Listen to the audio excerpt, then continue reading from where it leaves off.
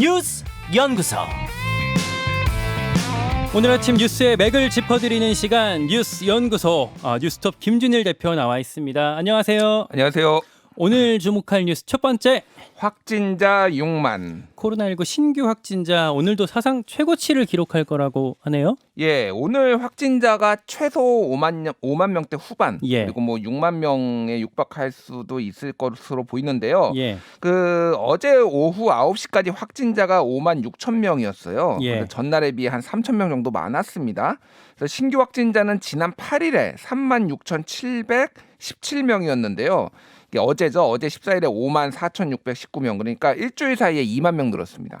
6만 명, 이것도 지금 뭐 이렇게 확 와닿지 않는 너무 큰 수치인데 정은경 청장이 이달 말이면은 이제 뭐 13만에서 17만 이렇게까지 갈 거라고 했었잖아요. 예. 그런데 이제 이게 언제 정점이냐 도대체, 그리고 이게 최대치가 얼마나 될 것이냐가 수치가 계속 바뀌고 있어요. 아까 제가 방금 말했듯이 정은경 청장이 13만에서 17만 명 이번 달 얘기했잖아요.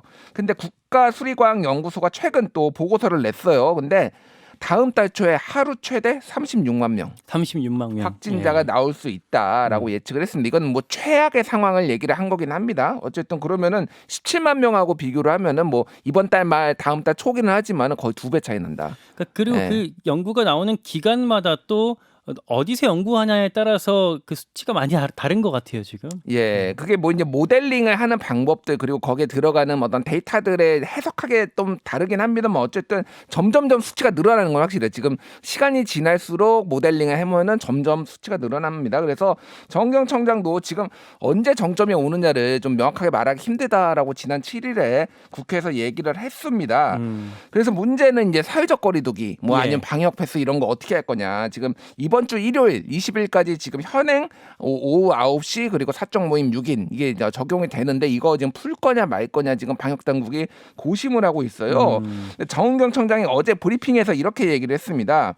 확진자 너무 많고 격리자 너무 많아지면은 사회 기능이 유지가 안 될 수도 있다. 너무 많이 격리돼 막 100만 명씩 격리돼 버리면은, 그래서 적절한 수준의 거리두기를 검토 중이다라고 얘기를 했습니다. 이 얘기는 한 2주 정도도 연장될 가능성도 배제할 수 없다. 그러니까 뭐 완화하지 않고 예, 지금 예. 상태로 더 유지될 가능성도 좀 엿보이는 멘트가 될. 예, 아직은 되겠네요. 모르겠어요. 예. 그러니까 확실한 완화의 시그널은 아니다 이렇게 예. 보고요. 다른 나라 같은 경우에는 지금 정점을 찍고 오히려 약간 감소하는 추세인데요. 그래요. 예, 월드 오미터라고 통계 전문 사이트인데 지난 7일간 전 세계 확진자가 1,605만 명이었거든요. 근데 전주 대비해서 19% 줄어든 수치입니다. 줄어들었어요. 예, 그러니까 일본 같은 경우에는 지난 10일에 9만 9천 명 찍었는데 어제 6만 명이었어요. 그러니까 많이 줄었죠. 그러니까 다른 나라들도 줄고 있는데 아직 한국, 뭐 러시아, 네덜란드, 독일 이런 데들은 지금 정점을 찍고 있다 이렇게 그러니까 보면 지금 되겠습니다. 줄어든 국가들은 그 전에 확진자들이 많았어서 면역 수준 자체가 좀 높아졌다라는 걸까요? 그러니까 뭐 전 국민의 10%에서 많으면 30%까지 감염이 된 거고 예. 한국은 아직 5%도 감염이 안 됐어요.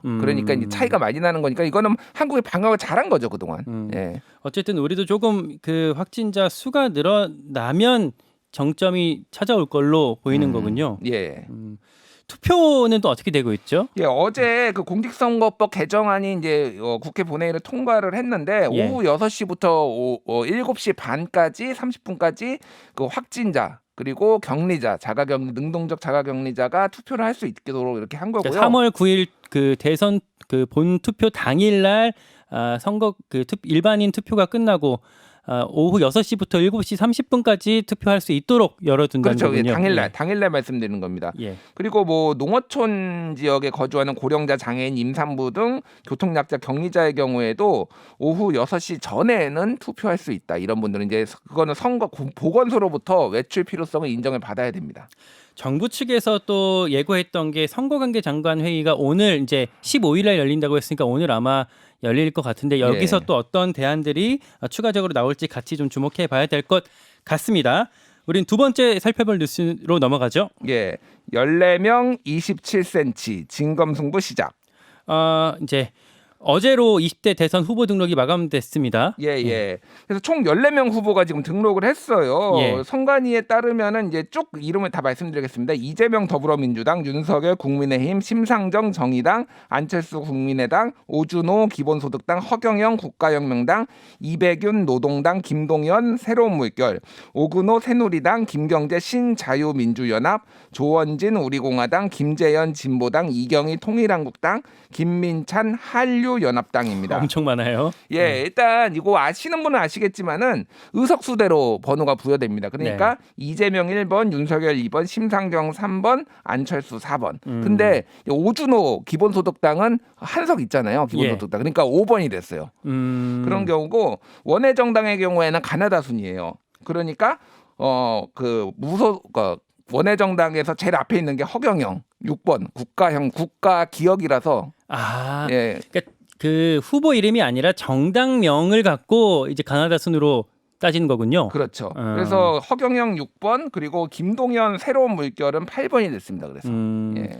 근데 아까 뭐 27cm라는 게 투표 용지 길이가 그렇게 긴 거예요? 예, 이거 뭐 이제 이 사람들이 많고 왜냐하면은 이때 보궐선거도 열리잖아요. 뭐 여러 이제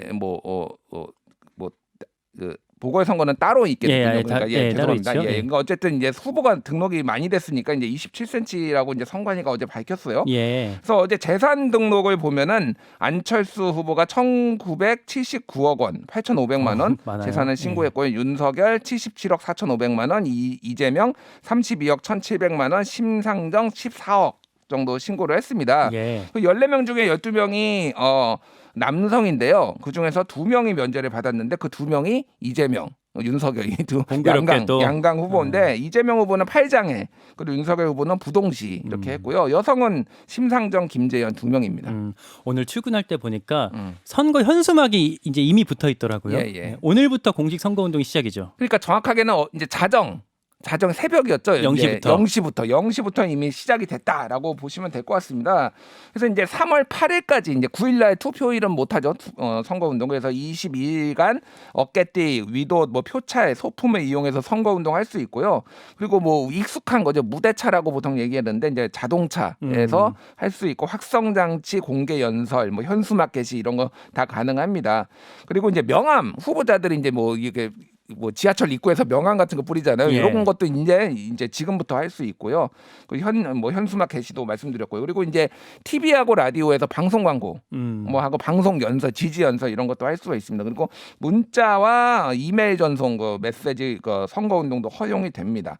그래서 일반 유권자도 지지를 호소할 수 있어요. 사실 이게 약간 좀 애매합니다. 그러면 평소에 SNS에 올리는 거는 그럼 이거 선거법 위반이냐 이런 논란도 있는데 어쨌든 공식적으로는 지금부터 이제 다 할 수 있다. 그러니까 오늘부터는 그러면 이제 밖에 나가면 색깔 입은 이제 선거 운동원들이 춤추고 또 노래하고 이렇게 선거 운동 하시고 또 마이크 잡고 선거 운동하는 소리들이 계속 이제 들릴 수밖에 없겠네요. 그렇죠. 오늘부터는. 예, 이제 모르겠습니다. 요즘 워낙 분위기가 안 좋아서 춤을 추실지는 모르겠어요. 옛날만큼. 근데 어쨌든 그런 게 다 가능해졌고요. 예. 그래서 지금 양강 후보 이재명, 윤석열 두 후보는 지금 전혀 다른 동선으로 움직이고 있어요. 이재명 후보는 어제 이제 이승만, 박정희 묘역 참배하고 통합 대통령 되겠다 이렇게 선언을 했잖아요. 예. 그리고 부산으로 내려갔습니다. 그래서 부산에서 해서 부산, 대구, 대전, 서울 경부선 상행선 코스를 지금 해요. 서울, 대전, 대구, 부산이 아니라 거꾸로. 예. 근데 서울, 대전, 대구, 부산은 윤석열 후보가 시작합니다. 그래서 어제는 법무부 장관 수사권 폐지 이런 거, 수사지휘권 폐지 이런 거 내세웠잖아요. 예. 오늘 서울 청계광장에서 시작해 서울, 대전, 대구, 부산 이렇게 갑니다. 그래서 어디서 중간에 만날지 두 후보가 궁금하고요. 그리고 어제 이제 관용클럽 초청으로 17일이니까 내일 모레죠. 목요일에 열릴 예정이었던 대선 후보 사자 토론이 윤석열 후보의 불참 의사로 무산이 됐는데 민주당에서는 토론하기 싫다고 해라라고 하면서 좀 강하게 비판을 했고 국민의힘에서는 후보 일정이 안 돼서 그랬다라고 얘기를 했습니다. 여야 후보 관련한 논란들도 좀 계속 이어지고 있는 것들이 있잖아요. 그 구두발 논란이죠. 열차 의석에 좌석에 구두발 다리를 올린 윤석열 후보 같은 경우에는 어제도 이제 공방이 이어졌는데 전체적으로 보면은 국민의힘은 그냥 죄송하다라고 바짝 좀 엎드린 모양새예요. 잘못했다. 예, 그런 모양새고요. 해외 신문에서도 이게 뭐 몇 군데가 보도가 돼서 뭐 국가 망신이다 뭐 이런 얘기까지 좀 나오고 있습니다. 이재명 후보는 그 TV 토론에서 김포 같은 곳에 20평 아파트 뭐 2, 3억 원 뭐 이런 발언을 했잖아요. 지난주 금요일 TV 토론할 때 2, 3억 원으로 어디 아파트 뭐 만들 수 있느냐 했을 때 김포 같은 데 좀 할 수 있다라고 얘기를 했었죠. 그렇죠. 그래서 김포 시민들이 좀 상처를 많이 받은 것 같아요. 그러니까 집값이 또 워낙 예민하니까 그래서 김포 시민들 항의가 이어졌고 그거에 대해서 해명을 한 거고. 그러니까 이 김포 시민들은 2, 3억 원으로는 어디에 뭐 김포에 집을 살 수 없다라는 항의인 거죠. 그러니까 실제는 이거보다 한 두세 배 정도는 비싼데 싸게 이제 원가를 이제 싸게 해가지고 택지를 조성을 해가지고 공급하겠다는 게 이재명 후보의 얘기였는데 그게 이제 정확하게 시간이 짧다 보니까 전달이 안 됐는데 그런 이제 논란이 있었고요. 야권 단일화 뭐 어제도 국민의당 국민의힘 신경전이 상당했죠. 뭐 계속 이번 주까지 이어질 것으로 보입니다. 오늘 이제 대선 공식 선거운동 첫날 우리가 또 기념해서 여야 캠프 그 인사들 출연이 또 예정돼 있고요. 주요 후보들의 공약과 논란들 같이 한번 짚어보겠습니다. 마지막 주목할 뉴스. 엑소더스 우크라이나. 러시아가 우크라이나를 침공할 거다 이런 소식이 들리고 있어요. 뭐 전쟁이 초입기에 들어갔다 이런 얘기들이 나오고 있어요. 일단 조 바이든 미국 대통령이 러시아의 우크라이나 침공 날짜가 현지 시간으로 16일이다. 그럼 지금 한국이 지금 15일이잖아요. 그러면은 내일 아니면 모레. 우리 시간으로 내일 아니면 모레에 침공이 이뤄질 것이다. 이런 관측이 굉장히 우세하다라는 거예요.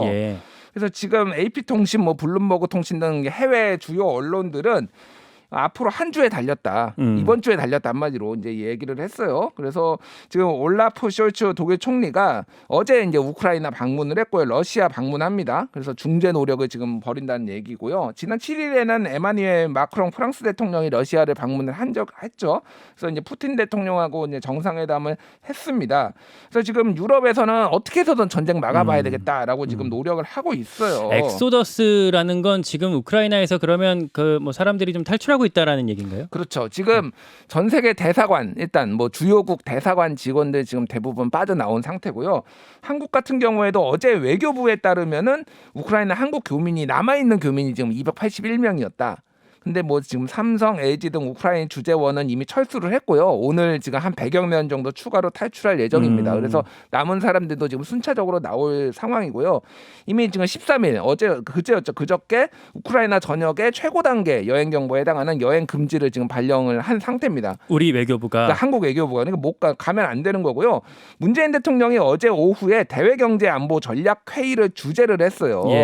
그래서 지금 우리 기업의 피해를 최소화하는 방안을 강구하고 대피 철수에 만전을 기하는 건데 이 대외경제안보 전략회의가 지난해 10월에 처음 만들어졌거든요. 근데 문 대통령이 이걸 주재한 게 처음입니다. 그 정도로 상황이 좀 심각하다. 그러니까 그만큼 또 국내 영향도 좀 심각하다라는 얘기인 것 같아요. 요 뉴스 관련해서 2부에서 전문가랑 같이 자세히 다뤄보겠습니다. 여기까지 김준일 대표 고생하셨습니다. 감사합니다. 김현정의 뉴스쇼는 청취자 여러분의 참여로 이루어집니다. 트위터, 페이스북, 레인보우 게시판, 그리고 단문 50원, 장문 100원의 유료 문자 샵 1212, 우물정 1212 통해 참여하실 수 있습니다. 김현정의 뉴스쇼, 여러분과 함께 만듭니다.